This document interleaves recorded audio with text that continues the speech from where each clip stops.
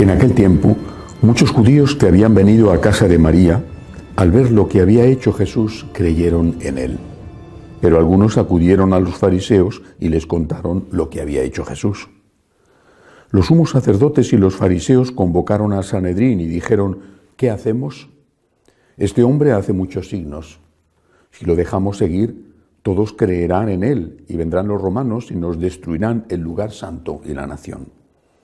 Uno de ellos, Caifás, que era sumo sacerdote aquel año, les dijo: vosotros no entendéis ni palabra, no comprendéis que os conviene que uno muera por el pueblo y que no perezca la nación entera.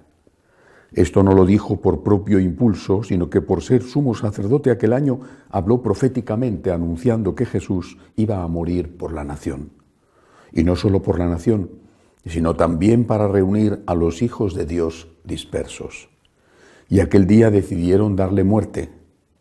Por eso Jesús ya no andaba públicamente entre los judíos, sino que se retiró a la región vecina al desierto, a una ciudad llamada Efraín, y pasaba allí el tiempo con los discípulos. Se acercaba la Pascua de los judíos y muchos de aquella región subían a Jerusalén antes de la Pascua para purificarse. Buscaban a Jesús y estando en el templo se preguntaban: ¿qué os parece? ¿Vendrá a la fiesta? Los sumos sacerdotes y fariseos habían mandado que el que se enterase de dónde estaba les avisara para prenderlo. Palabra del Señor. Gloria a ti, Señor Jesús.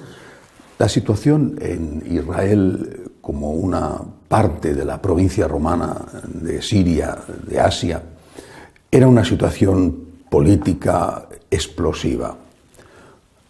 Aunque los romanos eran respetuosos con el culto en el templo, no interferían, lo hacían indirectamente, nombrando ellos, eligiendo ellos de entre la casta de los saduceos a los sumos sacerdotes. Sin embargo, los judíos no estaban contentos de ser una provincia del imperio, de ser un pueblo ocupado. Ese malestar se notaba especialmente con el tema del pago de impuestos, con la presencia de las tropas en tantos sitios del país, de una forma especial en Jerusalén. Siempre había un malestar que generaba violencia. Había los grupos, incluso que hoy llamaríamos de terroristas, de los celotas. Uno de esos, de los miembros de esos grupos, había entrado en el grupo de los más íntimos de Jesús, era un apóstol, Simón el Celota. Por supuesto, había tenido que renunciar a la violencia, naturalmente. Ese malestar generaría más tarde una revuelta, una revolución contra los romanos, lo que se llama la Gran Revuelta Judía, que empieza en el año 66 y que es aplastada completamente por Tito, Tito que después sería emperador. En ese momento era el hijo del emperador y era el general que su padre mandó para acabar con la revuelta que supuso la destrucción absoluta de Jerusalén. De hecho, le cambiaron el nombre, la llamaron Elia Capitolina. Bueno, pues en ese contexto está Jesús, ¿no? Nuestro Señor, si no hubiera sido asesinado, martirizado con 33 años, pues posiblemente hubiera visto ese final de Jerusalén, final trágico, espantoso. En ese contexto está Jesús. Los sacerdotes, naturalmente, repito, de la casta de los saduceos, se llevaban bien con los romanos y entre ellos estaba siempre el sumo sacerdote elegido por los romanos como uno de los más dóciles a su presencia en Israel. Bueno, llamaríamos hoy colaboracionista. Por lo tanto, no querían esa revuelta, pero sí muchos de los fariseos y, desde luego, una buena parte del pueblo.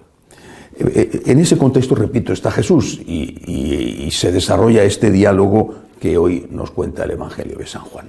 Tienen miedo a que Jesús, aunque era extraordinariamente pacífico, aunque se había manifestado en repetidas ocasiones amigo de los romanos, por ejemplo, curando al siervo del centurión, cosa que era impensable para un enemigo de Roma. Bueno, pues a pesar de eso no había ningún asomo, ninguna prueba, ningún indicio de que Jesús iba a encabezar ninguna rebelión contra los romanos. A pesar de eso, utilizan esta excusa para acabar con Jesús cuando el problema, la cuestión era otra. Ahora, aquí lo importante, y el evangelista lo destaca, es la frase que va a decir Caifás.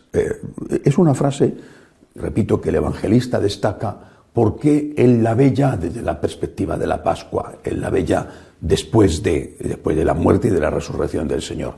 Y la ve ya y la interpreta como tenemos nosotros que interpretarla. Conviene que un hombre muera por el pueblo, para salvar a la nación.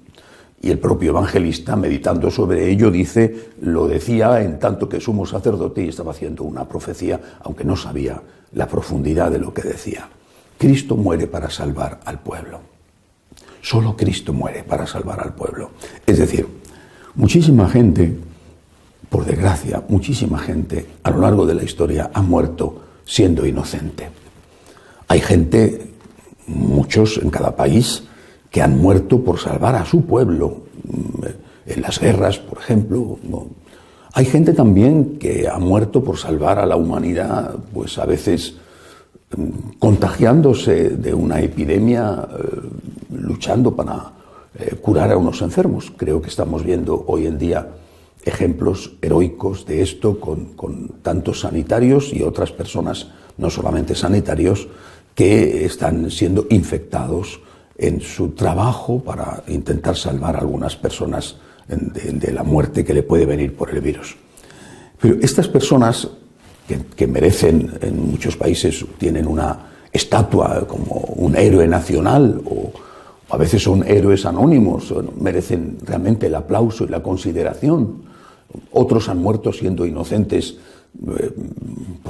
por la tortura o el egoísmo o el odio de sus enemigos. Bueno, estas personas, con todos los respetos que merecen, no son los salvadores de la humanidad. Son extraordinarios, merecen nuestro aplauso, nuestro agradecimiento, pero no son los salvadores de la humanidad. ¿Por qué motivo lo digo? Porque Jesucristo no sería Él tampoco un salvador de la humanidad si fuera solo un hombre inocente que muere. Es el salvador de la humanidad porque es Dios. Una vez más, vuelvo a este punto esencial, tan importante que nada, absolutamente nada, en nuestra religión, el cristianismo, se sostiene, se entiende, si no partimos de esto que es lo esencial. La segunda persona de la Santísima Trinidad, Dios de Dios, luz de luz, Dios verdadero de Dios verdadero, esa segunda persona de la Santísima Trinidad se hizo hombre. Se encarnó en el vientre de la siempre Virgen María, de la Inmaculada. Vivió como uno de nosotros porque era un hombre verdadero. Fue torturado, murió por nosotros y resucitó al tercer día. Es decir, solo la divinidad de Jesús convierte su muerte en muerte redentora de toda la humanidad. Solo su divinidad.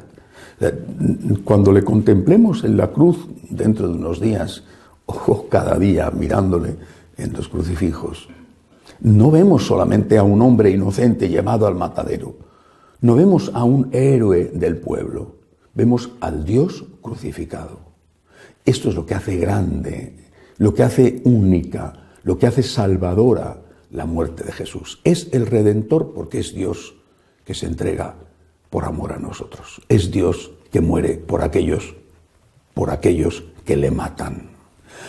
Por eso es tan grave, es tan peligroso, es tan blasfemo, es tan destructivo lo que hacen aquellos que niegan la divinidad de Jesús. Y quizá no la nieguen diciendo abiertamente, Jesús no es Dios. Algunos ya lo dicen abiertamente y siguen siendo sacerdotes y otras cosas.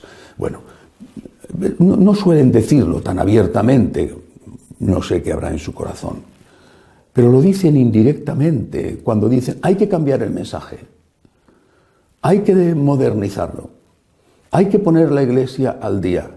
¿Y qué significa eso? ¿Qué parte del mensaje hay que cambiar? Lo que a ti no te gusta, lo que no le gusta a la mayoría, lo que no le gusta a los que mandan, ese es el mensaje que hay que cambiar.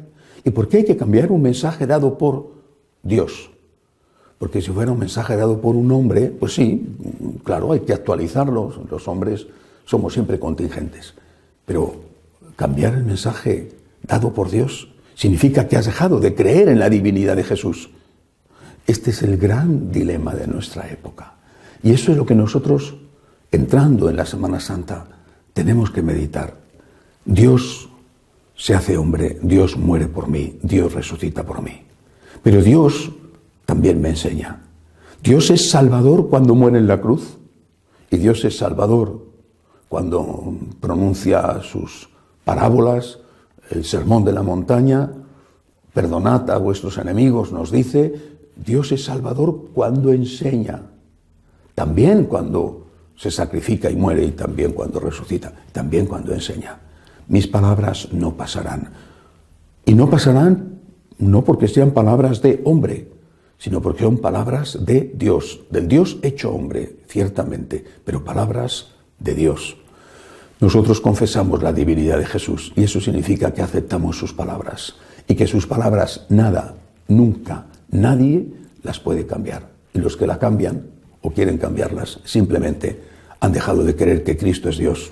Así de sencillo, han dejado de ser cristianos. Cristo es Dios, Él es el único que ha dado la vida para salvar a su pueblo. Que así sea.